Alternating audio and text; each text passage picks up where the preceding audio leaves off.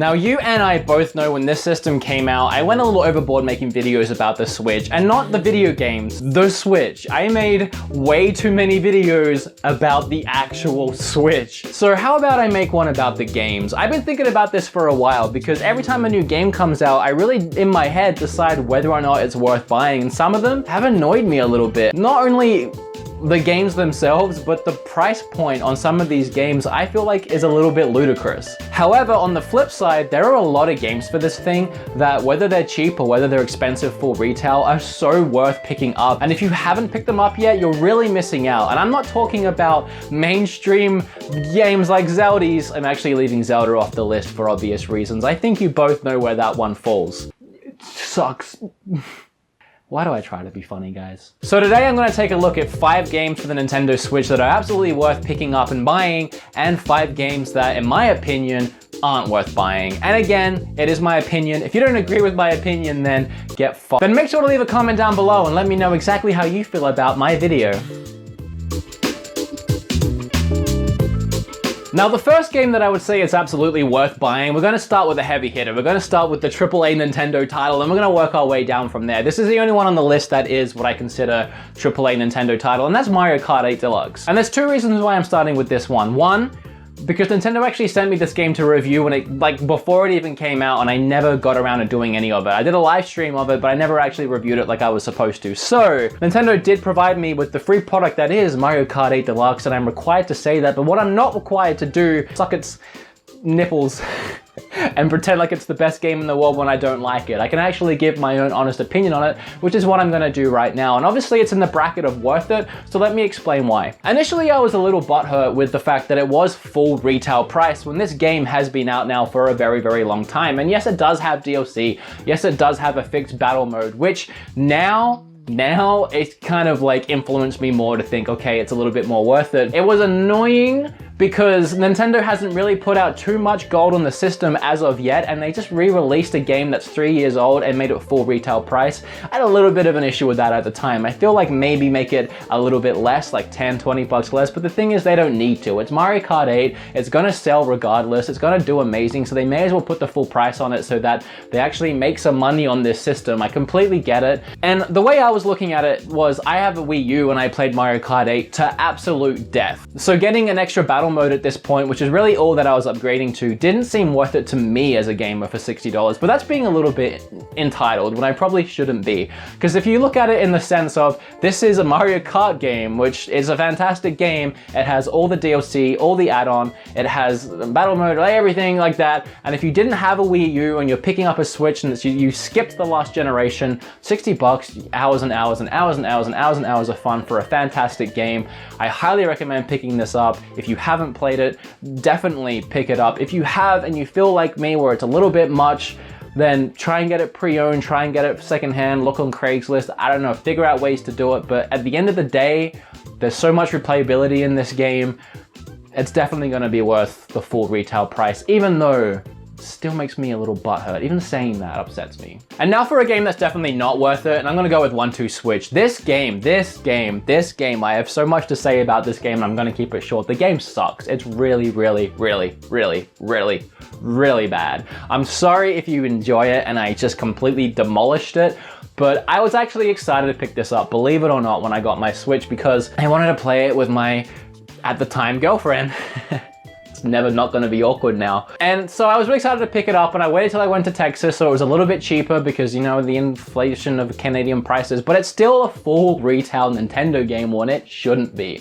They put a lot of effort into the game, and I can see that, but a lot of the effort went into the design, the animations, the videos, the pre-rendered videos they recorded to explain how every mini game worked. A lot of effort went into that, and I'm sure a lot of effort went into actually calibrating these games to work as well as they possibly can, because it is to showcase what the Switch is capable of, but it's just so boring.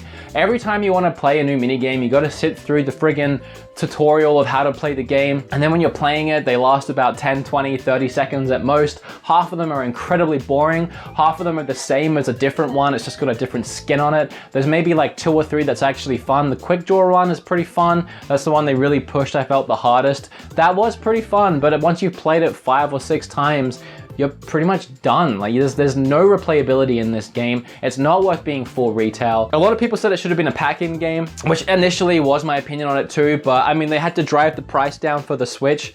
So I get why they didn't have a pack-in game. It was really important that the Switch stayed at $299, because even if you charge 30 bucks for the game, you're looking at, you know, $330. That seems like a lot more than $299. It wouldn't have helped the Switch, so I'm glad they didn't pack it in. Plus, it's not great anyway, so I don't really want it. This game isn't worth paying full retail for. It's worth maybe paying 10, 15 bucks just to try out the one where you try and see you try and feel the balls in the Joy-Con. That one's actually pretty fun. It's worth it for that, not really. Back to a game that is worth it. I'm gonna go with Am Setsuna for this one, and I'm gonna recommend something for you guys that I've recommended before on the channel, but just in case you haven't heard it before, Japan actually has a physical of this game, and the game all has an English translation. So what I would recommend being worth it, because I'm not a DLC digital gamer most of the time. There's some things I make exceptions for, but I'm not dropping 30 bucks on a game that I don't get physical for. That's just me. I think it's really worth it spending the extra 30 bucks, getting the physical from Japan, having it imported. You're gonna pay 70 bucks tops after shipping, but it is such a fantastic game. It looks beautiful on the Switch, it runs beautiful. The reason why I really recommend getting it for the Switch is because there's something about playing this game, a game that's so styled after Chrono Trigger, playing it on a Nintendo system. It feels almost nostalgic. It feels almost like it's home on the Switch. And the fact that you can take it on the go, taking that game on the go is I mean, an RPG that's honestly that long, that's so easy to sit down and play, and you can play it anywhere at any time. Having it on the go it's a no-brainer. I mean, yeah, you can play it on the PlayStation 4. It's just the same game. It's just as fun, but you can't then pick it up and take it on the bus, or take it on a plane, or take it to your friend's house, or take it wherever you want and keep playing this game. And it looks great on the tablet. So whether you're using it in the tablet, using it in the dock, whether you even buy it digital, I mean, honestly, do it if you want to play it and you don't want to spend the extra. But it's definitely worth picking up. I highly recommend playing that game. Okay, a game that's not worth it. I should probably leave this one till number one, honestly, because this is the one that's the most not worth it, but let's just do it now. Vroom in the Night Sky. I don't know who it was that was dying for a Superman 64 sequel, but whoever that one person was, they got it. They got their wish, and it is Vroom in the Night Sky. I don't want to talk about it. I don't want to taint my channel with it. There's enough people that I'm already friends with that have covered this game and talked about how much it sucks. I'll link a couple of reviews down below if you want to have a laugh at it. It's pretty much an on the rails, going through hoops game. You're a witch on a broom. It just is really bad. It's not worth your money. Use that money. I don't even know how much it is. Even if it's 10 bucks, use that money, put it towards Snake Pass. Do something better with that money. Do not buy Vroom in the Night Sky. I'm sorry if you enjoy it. I always feel bad crapping on a game in case someone out there actually really loves it. Like it's their Ocarina of Time to me. It's their version of like that best experience I've ever had gaming, and I'm just here like that game is like the worst game ever. But if you like Vroom in the Night Sky, I don't know why you're on the channel. I'm not like, don't unsub, but I don't know why you're here. Next up for a game worth buying is definitely Wonder Boy. This game looks absolutely fantastic with its hand-drawn style graphics, but the reason why I'd recommend picking it up, past how fun and challenging it is, as well as how great it looks, is so many people, I mean, unless you were in Australia, didn't really grow up with the Master System, didn't really grow up with Sega consoles, and they missed out on a lot of franchises, a lot of great franchises. The amount of people that haven't played Gunstar Heroes is too damn high. So this game is a great remastered remake of Wonder Boy for you to actually play and experience for the first time. It is honestly just so much fun. There's not much more I can say about it than that, other than it's a really fun game, definitely worth the price tag. And even if you have your old Sega Master System password from way back when, whatever it was you got up to in the game, if you still have your password somehow, you remembered after all these years, you can use that in the game and get right back where you left off. So that in itself is such a cool little throwback, and I don't know, this whole game is a cool little throwback, and definitely one of the coolest and unique additions to the Switch library. Do it, take it on the go. The next two for games that I think are not worth it is gonna upset some people, and I'm sure of it. And I wanna apologize in advance. Again, this is just my opinion, so please don't take it too seriously, but I have my reasons for this one, and I feel like it's pretty solid. Lego City Undercover for the Switch probably isn't worth it. Here's why. Fantastic game, super fun game. Highly recommend playing this game at some point. Underrated, hidden gem, fantastic. GTA 5, but Lego is a little bit more downscaled than that. But I played this on the Wii U, and despite the stupidly long loading times, some of the worst loading times I've ever experienced in a video game, and they were so frequent too. Despite that, really great, underrated game. Now that I've gotten that out of the way, don't buy it on the Switch, and here's why. It's now 20 bucks on Wii U. They re-released it on Switch. Granted, it plays better. Granted, it probably looks a little smoother. Granted, it has 2-player mode if you have a friend that wants to play it with you, which actually would be pretty fun. But they made it full retail. I can't get on board with that. When you have PlayStation doing things like re-releasing Resident Evil 4, re-releasing Resident Evil, I think they did do 4 actually, but 5 and 6 I know for sure they did, at 20 bucks price point. Because they're games that came out 3, 4, 5, 6 years ago, however long years ago it was.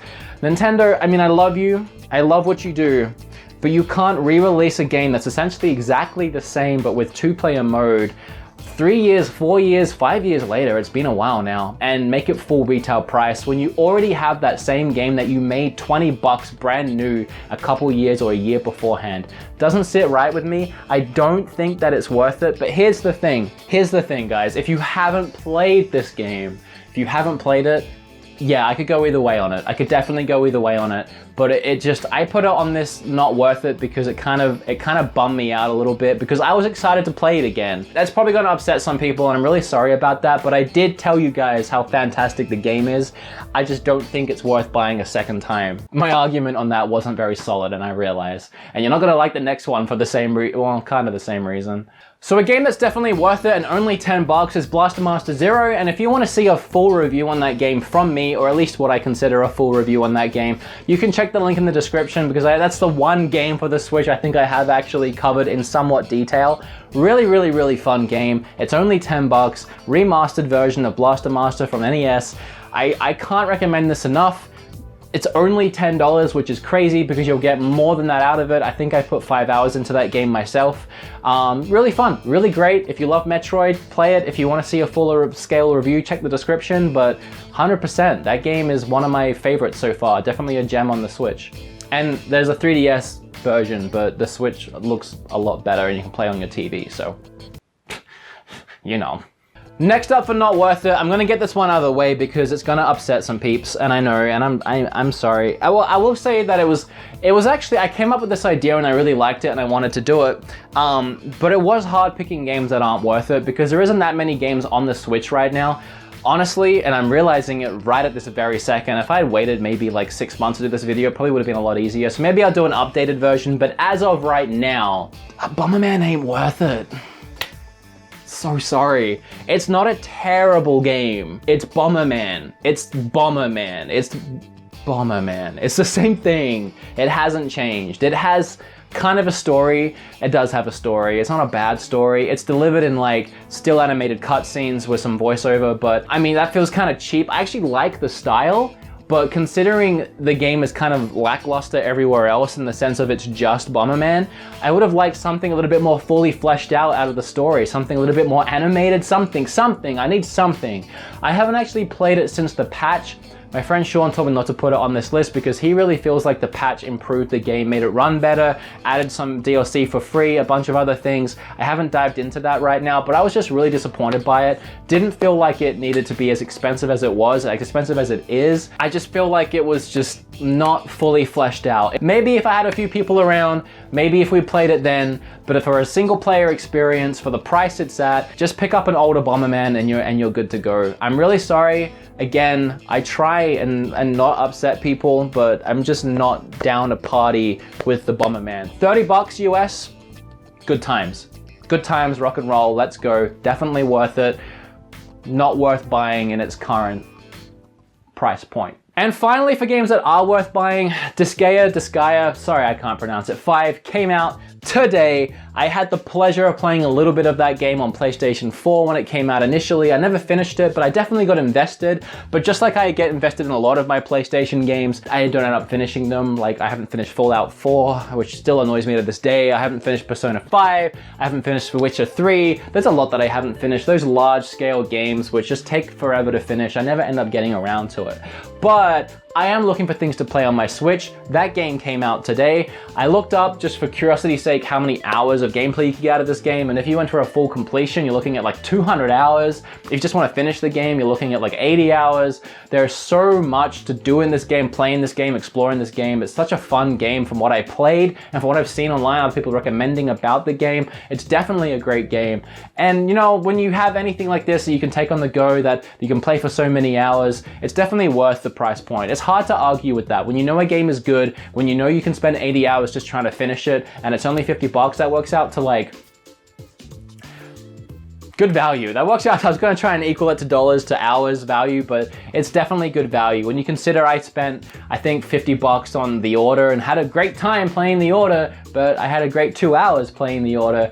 Definitely something like this is a great addition to the Switch library. I'm really glad that it made its way on. Obviously it's been out in Japan for a while, but definitely worth picking up for the price. No doubt, no doubt. And if you like RPGs, I wanted to throw one on this list, and as I say that, I threw Am Setsuna on the list, so just forget I said that. And finally, for games that aren't worth it. Now, I mentioned Sean earlier and how he didn't think I should put Bomberman on this list. We went back and forwards whether I should not put this in the not worth it list. I said that really weird, but you know what I mean. Because it's only 20 bucks. It's a physical game in US, 30 in Canada, and probably 30 in Australia. It's only 20 bucks for a physical game, which is why I actually went and picked it up, because for 20 bucks, right in the earlier the Switch's lifespan, I managed to pick up another Switch game, another pretty thing to put on the shelf, and I was excited to try it out because I liked GameStop's last game, which was the Song of the Deep, which I really liked, and I wanted to try this one. I was severely let down with this game. It really wasn't interesting. There is not much, well, there is a lot to the game in a sense, but it takes you so long to unlock it, and it's really freaking hard. I've talked about it once before, so I won't go into detail, but it's extremely hard. I actually bet my friend Billy 20 bucks that if he got past the first level, that I'd give him 20 bucks, and he couldn't get past the first wave out of, you know, like 10 odd waves before the level is finished. He died immediately starting the game. He died. He got just so overwhelmed, and you can tell in that moment, like I did the same thing, that even if I restarted, I probably would die again because of how steep the difficulty is right from the start. I will say that I ended up putting 10 hours of gameplay into this thing because I didn't want it to beat me. I bought the game, I wanted to try and play it, and about 5 hours in, I started to feel like I was getting good at it, and it started to become rewarding, but I kept dying. I couldn't get past the third level for like the whole time I was playing, and about 10 hours in, I got past the third level. To put this into perspective, if I had just done it the first time, it would have taken half an hour. It would have taken half an hour to get to the point that I was at. If I didn't die, if I just actually beat it consistently, 30 minutes and I would have been there. But it took me 10 hours to get there, and every time you die, you reset to the start and you have nothing. You start again from the beginning, no items, no money, no nothing, you gotta try again. So 10 hours to do 30 minutes of gameplay, and I did it. I finally beat that last third or fourth world, and I thought, I'm done, and I'm never gonna play this again. And I really feel like I'm never gonna play that game again. So was it worth 20 bucks to buy something that I'm never, ever gonna play again? I would say no, because I didn't have a great time playing it, and I know I'm never gonna touch it again. But I got 10 hours of gameplay out of it for 20 bucks. So that's where Sean and I were on the fence of, but you got your money's worth. And I definitely did get my money's worth, but was it an enjoyable money's worth? It was kind of like, it's kind of like if you have 20 bucks and you could get this ice cream cone, which is so delicious and it's just full of flavor, and you could finish it in like 10 minutes, but it'll be the most delicious ice cream that you've had in a long time. Or 20 bucks and you could get a year's worth of rice. That's handy. That's worth it. It's 20 bucks for a year's worth of rice, but it's just rice. It's not that exciting. You have to cook it yourself to try and make it have some flavor, or you could just have like 20 bucks for an ice cream and you're good to go. So that's kind of how I'm justifying putting it really weirdly on this end of the things. I don't recommend picking it up. I don't think it's that good of a game, but if you have that Dark Souls mentality, or you want to beat something that's incredibly hard, and you I was going to say something that I'm not going to say on my channel, but get enjoyment out of that, then sure, maybe we'll switch that to worth it. But for the casual gamer, no, don't buy this game. Well guys, that's my 5 games worth buying and my 5 games not worth buying. How do you think I done? I know a couple of those were really iffy and I'm sure a lot of you will let me know in the comment section below. But for the most part, I really wanted to just talk about some Switch games because it's something that I've been severely lacking on the channel that a lot of you have been asking about. So I was trying to think of a way to talk about it, a whole bunch of games at once and include Mario Kart 8 because Nintendo sent it to me. And this was the idea that I came up with and I actually really like it. I like how this video has turned out while I've been recording it. So I really do hope you guys enjoy it as well. One more time, remember to hit that like button, leave a comment down below with what you think of this list, any games that you think are worth it or not worth it. Be subscribed if not already. Touch my bell. On behalf of the love of gaming and the fact that I actually do love the Switch, they're just my opinions. Make your own. Just don't hate me for mine. And I'll see you guys in the next video.